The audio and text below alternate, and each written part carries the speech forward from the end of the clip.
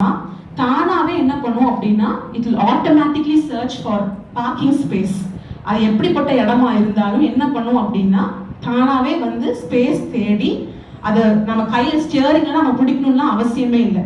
அந்த auto pilot வந்து நம்ம ஆக்டிவேட் பண்ணிட்டோம் அப்படின்னா, அதை ஸ்டார்ட் பண்ணிட்டோம் அப்படின்னா காரே என்ன பண்ணிடும் அப்படின்னா டைரக்டா எல்லா டிராஃபிக்கையும் தாண்டி அழகா போய் அந்த காரை போய் பார்க் பண்ணிடும். இப்படிதான் தேவனுடைய ஞானத்திற்கு நாம் ஒப்பு கொடுத்தோம். நம் வாழ்க்கை தேவன் ஞானத்தின்படி நடப்பதற்கு அதுக்கு நம்ம ஒப்பு கொடுத்தோம் அப்படின்னா, சும்மா நம்ம ஸ்டியரிங்ல இருந்து கையை எடுத்து அப்பா நீங்க பாத்துக்கோங்க அப்படின்னு சொல்லும் பொழுது தேவனே என்ன பண்ணுவாரு, நம்மளுடைய வாழ்க்கையை சீரான பாதையில, அது எந்த கரடு முரடா இருந்தாலும் எவ்வளவு டிராபிக்கா இருந்தாலும் தேவனே அந்த காரியங்களை செய்து நம்ம எங்க கொண்டு போய் நிர்ணயிச்சு வச்சிருக்கிறாரோ, எந்த இடத்துல நம்மளை கொண்டு போய் சேர்க்கணும்னு அவர் திட்டம் வைத்திருக்கிறாரோ அந்த இடத்துல கொண்டு போய் நம்மளை நேர்த்தியாய் சேர்ப்பது தேவனுடைய ஞானம்.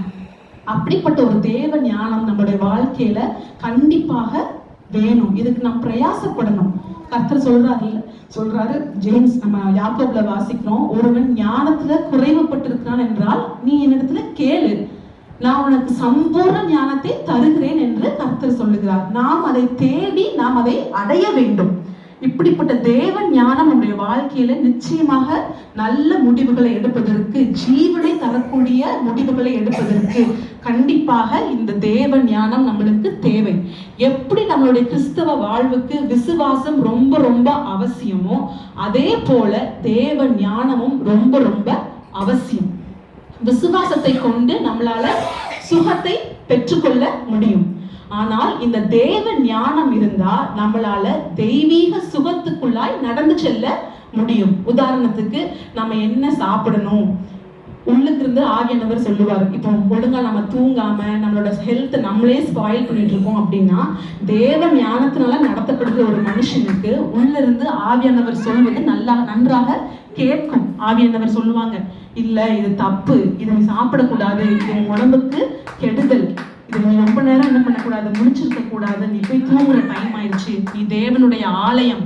வசனங்களை கொண்டு என்ன பண்ணுவாங்க, நம்மளை நினைவுபடுத்துவாங்க, நீ தேவனுடைய ஆலயம், உனக்குள்ள தூய ஆவியானவர் நான் தங்கி இருக்கிறேன் அப்படின்னு நம்ம சொல்வதை நம்மளுடைய காதுகள் கேட்கும். ஞானத்திற்கு செவி கொடுத்து நம்ம என்ன செய்வோம் அப்படின்னா, ப்ரிவென்ஷன் இஸ் ஆல்வேஸ் பெட்டர்.